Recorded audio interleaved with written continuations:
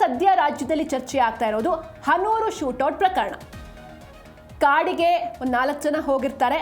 ಅವರನ್ನ ಅರಣ್ಯ ಇಲಾಖೆ ಸಿಬ್ಬಂದಿಗಳು ಎನ್ಕೌಂಟರ್ ಮಾಡಿರ್ತಾರೆ 3 ಜನರನ್ನ. ಒಬ್ಬ ಮಾತ್ರ ಅಲ್ಲಿಂದ ಎಸ್ಕೇಪ್ ಆಗಿ ಹೋಗಿದ್ದ. ಆತ ಎಲ್ಲಿಗೆ ಹೋಗಿದ್ದ? ಯಾಕಂದ್ರೆ 15ನೇ ತಾರೀಕು ಆಗಿರುವಂಥದ್ದು. ಇಲ್ಲಿವರೆಗೂ ಆತ ಎಸ್ಕೇಪ್ ಯಾರೋ ಆಗಿ ಹೋಗಿರ್ತಾನೆ, ಆತನ ಸುಳಿವೇ ಇರಲಿಲ್ಲ. ಆದರೆ ಈಗ ಆತ ಒಂದು ವಿಡಿಯೋ ಮಾಡಿ ಹರಿಬಿಟ್ಟಿದ್ದಾನೆ.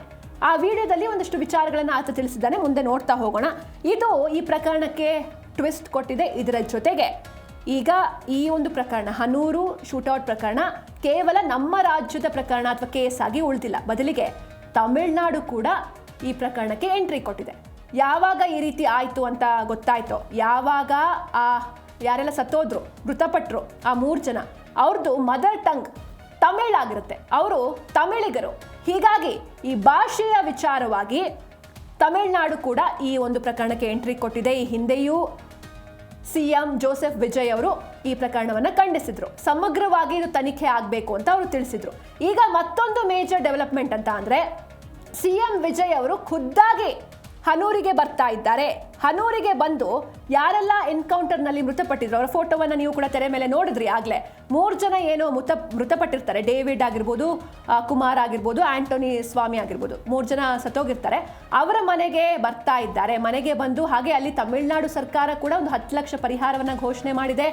ಇವರು ಇಲ್ಲಿಗೆ ಬಂದು ಸ್ವತಃ ಅವರೇ ಪರಿಹಾರವನ್ನು ಕೊಡ್ತಾರೆ, ಆ ದುಡ್ಡನ್ನು ಅಮೌಂಟ್ನ ಹಸ್ತಾಂತರ ಮಾಡ್ತಾರೆ ಅಂತೆಲ್ಲ ಒಂದಷ್ಟು ವಿಚಾರಗಳು ನಡೀತಾ ಇದೆ. ನಾಳೆ ಅಥವಾ ನಾಡಿದ್ದು ಸಿಎಂ ಜೋಸೆಫ್ ವಿಜಯ್ ಅವರು ಬರುವಂಥ ಎಲ್ಲ ಸಾಧ್ಯತೆ ಇದೆ. ಯಾಕೆಂದರೆ ಅಲ್ಲಿ ತಮಿಳುನಾಡಲ್ಲಿ ಈಗ ಸದನ ನಡೀತಾ ಇದೆ. ಹೀಗಾಗಿ ಯಾವ ಎಕ್ಸಾಕ್ಟ್ ಟೈಮ್ ಯಾವಾಗ ಬರ್ತಾರೆ ಅಂತ ಹೇಳೋದಕ್ಕೆ ಸಾಧ್ಯ ಇಲ್ಲ.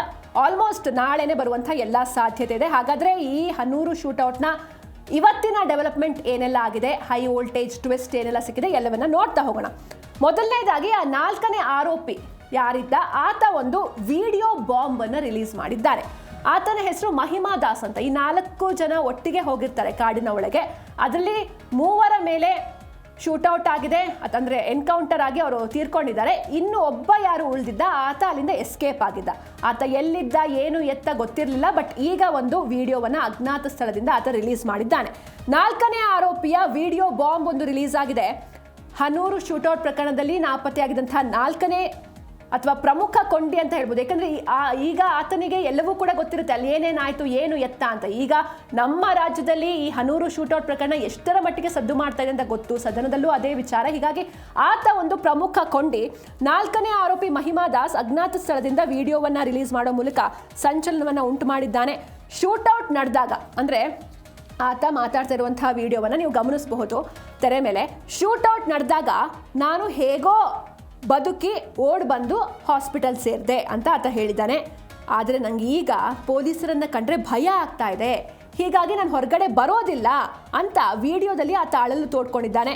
ಅರಣ್ಯ ಇಲಾಖೆ ಅಧಿಕಾರಿಗಳ ವಿರುದ್ಧ ಗಂಭೀರ ಆರೋಪ ಮಾಡುವಂತಹ ಸಾಧ್ಯತೆ ಕೂಡ ಇದೆ. ಹೀಗಾಗಿ ಇಷ್ಟು ದಿನ ತಲೆಮರೆಸಿಕೊಂಡಿದ್ದ ಈ ಆರೋಪಿಯಿಂದ ಖಾಕಿ ಪಡೆಗೆ ಒಂದು ಬಿಗ್ ಸುಳಿವು ಸಿಕ್ಕಂತಾಗಿದ್ದು, ಅವತ್ತು ಅರಣ್ಯದಲ್ಲಿ ನಿಜಕ್ಕೂ ನಡೆದಿದ್ದೇನೋ ಎನ್ನುವಂಥ ಸತ್ಯ ವಿಚಾರಣೆಯ ನಂತರವಷ್ಟೇ ಹೊರಬರಬೇಕಿದೆ. ಯಾಕಂದರೆ ಈತನಿಗೆ ಎಲ್ಲವೂ ಕೂಡ ಗೊತ್ತಿರುತ್ತೆ. ಹಾಗಾದರೆ 4ನೇ ಆರೋಪಿ ಮಹಿಮಾ ದಾಸ್ ಹೇಳಿರೋದೇನು, ಬನ್ನಿ ನೋಡೋಣ. ತುಂಬ ಬರ್ತಾರೆ, ಹೊಟ್ಟೆನ ಹೊಡ್ಕೊಂಡು ಇದಾಗಿದ್ದೆ. ನಾನು ಅಲ್ಲಿಗೆ ಬಂದು ಮನೆ ಸೇರಿಬಿಟ್ಟು ಹಾಸ್ಪಿಟ್ಲಿಗೆ ಬಂದುಬಿಟ್ಟಿದ್ದೆ ನಾನು.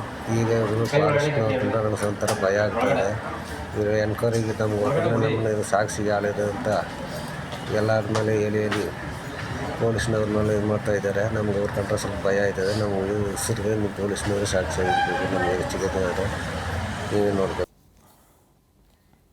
ಎಸ್, ಅವ್ರು ಮಾತಾಡಿದ್ನ ಕೇಳಿಸ್ಕೊಂಡ್ರಿ. ಈಗ ಮತ್ತೊಂದು ಡೆವಲಪ್ಮೆಂಟ್ ಅಂತ ಅಂದರೆ, ಈಗ ತಮಿಳುನಾಡು ಸಿಎಂ ಜೋಸೆಫ್ ವಿಜಯ್ ಅವರು ಹನೂರಿಗೆ ಬರ್ತಾ ಇದ್ದಾರೆ ಎನ್ನುವಂಥ ವಿಚಾರ ಮುನ್ನೆಲೆಗೆ ಬಂದಿದೆ. ಅದು ಕೂಡ ನಾಳೆನೆ, ಬುಧವಾರನೇ ಇವರು ಮರಿಯಮಂಗಲ ಗ್ರಾಮಕ್ಕೆ ಭೇಟಿ ನೀಡುವಂಥ ಎಲ್ಲ ಸಾಧ್ಯತೆ ಇದೆ. ಯಾಕಂದರೆ ಮುಖ್ಯ ಕಾರಣ ಅವರು ತಮಿಳು ಭಾಷಿಗರು.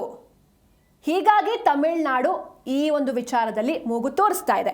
ಹನೂರಿಗೆ ತಮಿಳುನಾಡು ಸಿಎಂ ವಿಜಯ್ ಎಂಟ್ರಿಯನ್ನ ಕೊಡ್ತಾರೆ ಎನ್ನುವಂಥ ಮಾಹಿತಿ ಸಿಗ್ತಾ ಇದೆ. ಬುಧವಾರ ಮರಿಯಮಂಗಲ ಗ್ರಾಮಕ್ಕೆ ತಮಿಳುನಾಡು ಸಿಎಂ ವಿಜಯ್ ಭೇಟಿ ನೀಡುವಂತಹ ಎಲ್ಲ ಸಾಧ್ಯತೆ ಇದೆ. ಈ ಬಗ್ಗೆ ಆ ಮೃತರ ಕುಟುಂಬಗಳಿಗೆ ಸ್ವತಃ ಸಿಎಂ ಕಡೆಯಿಂದಲೇ ಮಾಹಿತಿ ಬಂದಿದೆ. ಅಂದರೆ ತಮಿಳುನಾಡು ಸಿಎಂ ಕಡೆಯಿಂದ ಮಾಹಿತಿ ಬಂದಿದೆ ಎನ್ನುವಂಥ ವಿಚಾರ ಇದೆ. ಹನೂರು ಶೂಟೌಟ್ ಪ್ರಕರಣದಲ್ಲಿ ಮೃತಪಟ್ಟ 3 ತಮಿಳು ಭಾಷಿಕರಾಗಿರೋ ಹಿನ್ನೆಲೆಯಲ್ಲಿ ತಮಿಳುನಾಡು ಮುಖ್ಯಮಂತ್ರಿ ವಿಜಯ್ ಬುಧವಾರ ಮರಿಯಮಂಗಲ ಗ್ರಾಮಕ್ಕೆ ಭೇಟಿ ನೀಡಿ ಸಂತ್ರಸ್ತ ಕುಟುಂಬಗಳಿಗೆ ಸಾಂತ್ವನವನ್ನು ಹೇಳ್ತಾರೆ ಎನ್ನಲಾಗ್ತಾ ಇದೆ. ಹಾಗೆ ಮೃತರ ಕುಟುಂಬಕ್ಕೆ ತಲಾ 10 ಲಕ್ಷ ರೂಪಾಯಿ ಭರ್ಜರಿ ಪರಿಹಾರವನ್ನ ಘೋಷಣೆ ಮಾಡಿದ್ದಾರೆ ಅವರು. ಹಾಗೆ ಇದನ್ನ ಒಂದು ರೀತಿ ಅವರು ತಮಿಳಿಗರ ಹತ್ಯಾಕಾಂಡ ಅಂತ ಕರೆದಿದ್ದಾರೆ ವಿಜಯ್ ಅವರು. ಹಾಗೆ ಕಠಿಣ ತನಿಖೆಗೆ ಆಗ್ರಹವನ್ನ ಮಾಡಿದ್ದಾರೆ. ಈ ವಿಚಾರ ತಮಿಳುನಾಡು ವಿಧಾನಸಭೆಯಲ್ಲೂ, ಯಾಕಂದ್ರೆ ಅಲ್ಲಿ ಸದನ ನಡೀತಾ ಇದೆ, ಅಲ್ಲೂ ಕೂಡ ಸದ್ದು ಮಾಡಿದ್ದು. DMK ಹಾಗೂ AIADMK ಧರಣಿ ನಡೆಸೋ ಮೂಲಕ, ಅಂದ್ರೆ ಪ್ರತಿಪಕ್ಷಗಳು ಉಭಯ ರಾಜ್ಯಗಳ ನಡುವೆ ಹೊಸ ರಾಜಕೀಯ ಸಂಘರ್ಷಕ್ಕೆ ನಾಂದಿಯನ್ನ ಹಾಡಿದೆ. ಸಿಎಂ ವಿಜಯ್ ಭೇಟಿಯ ಹಿನ್ನೆಲೆಯಲ್ಲಿ ಯಾವುದೇ ಅಹಿತಕರ ಘಟನೆ ನಡೆಯದಂತೆ ಕರ್ನಾಟಕ ಹಾಗೂ ತಮಿಳುನಾಡು ಗಡಿ ಭಾಗದಲ್ಲಿ ಬಿಗಿ ಪೊಲೀಸ್ ಬಂದೋಬಸ್ತನ್ನು ಕೂಡ ಏರ್ಪಡಿಸಲಾಗಿದೆ. ಯಾಕಂದ್ರೆ ಇಲ್ಲೇ ಹೊತ್ತಿ ಉರಿತಾ ಇದೆ ಆ ಹನೂರು ಪ್ರಕರಣ. ಇದ್ರ ಜೊತೆಗೆ ತಮಿಳುನಾಡು CM ಕೂಡ ಬರ್ತಾ ಇದ್ದಾರೆ. ಹೀಗಾಗಿ ಯಾವುದೇ ರೀತಿ ಅಹಿತಕರ ಘಟನೆ ನಡೆಯಬಾರದು ಅಂತ ಒಂದಷ್ಟು ಬಿಗಿ ಪೊಲೀಸ್ ಬಂದೋಬಸ್ತನ್ನು ಕೂಡ ಆಯೋಜಿಸಲಾಗಿದೆ. ಈ ಬಗ್ಗೆ ನಮ್ಮ ಪ್ರತಿನಿಧಿ ಸುರೇಂದ್ರ ಪ್ರತ್ಯಕ್ಷ ವರದಿಯನ್ನು ನೀಡಿದ್ದಾರೆ, ಬನ್ನಿ ನೋಡೋಣ.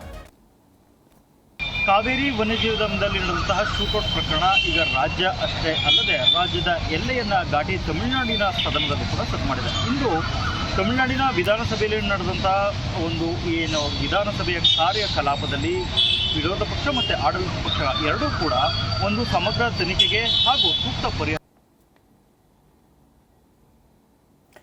ತಮಿಳುನಾಡು CM ನಮ್ಮ ಹನೂರಿಗೆ ಅಥವಾ ನಮ್ಮ ರಾಜ್ಯಕ್ಕೆ ಬಂದು ನಮ್ಮ ರಾಜ್ಯದ ಪ್ರಕರಣದಲ್ಲಿ ಮೂಗು ತೂರಿಸ್ತಾ ಇರೋದಕ್ಕೆ ನಮ್ಮ ರಾಜ್ಯದ CM DK ಶಿವಕುಮಾರ್ ಖಡಕ್ ವಾರ್ನಿಂಗ್ ಕೂಡ ಕೊಟ್ಟಿದ್ದಾರೆ. ಏನು ಹೇಳಿದ್ದಾರೆ ನೋಡೋಣ.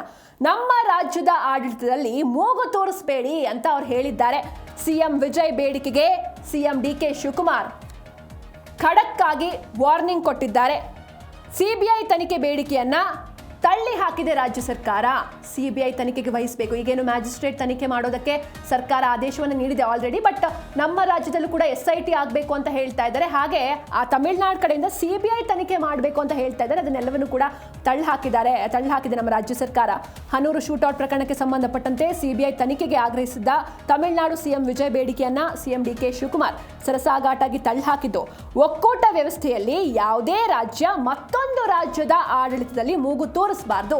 ಈಗ ನಿಮ್ಮಲ್ಲೂ ಸಾಕಷ್ಟು ಪ್ರಕರಣ ಆಗಿದೆ, ತಮಿಳುನಾಡಲ್ಲೂ ನಾವೇನಾದ್ರೂ ಮೂಗು ತೂರಿಸಿದ್ವಾ ಅಲ್ಲಿ ಅದೇ ರೀತಿ ನೀವು ಕೂಡ ಇಂಟರ್ಫಿಯರ್ ಆಗಬಾರ್ದು. ನಿಮ್ಮ ಕೆಲಸ ನೀವು ನೋಡ್ಕೊಳ್ಳಿ ಅಂತ ಒಂದು ಖಡಕ್ ವಾರ್ನಿಂಗ್ ಅನ್ನ ಕೊಟ್ಟಿದ್ದಾರೆ. ವಿಜಯ್ ಟ್ವೀಟ್ಗೆ ಇದ್ರ ಸಂಬಂಧ ಟ್ವೀಟ್ ಮಾಡಿದ್ರು ವಿಜಯ್ ಅವರು. ಅದಕ್ಕೆ ಸಚಿವ ರಾಮಲಿಂಗಾರೆಡ್ಡಿ ಸಹ ತೀವ್ರವಾಗಿ ತಿರುಗೇಟನ್ನು ನೀಡಿದ್ದು.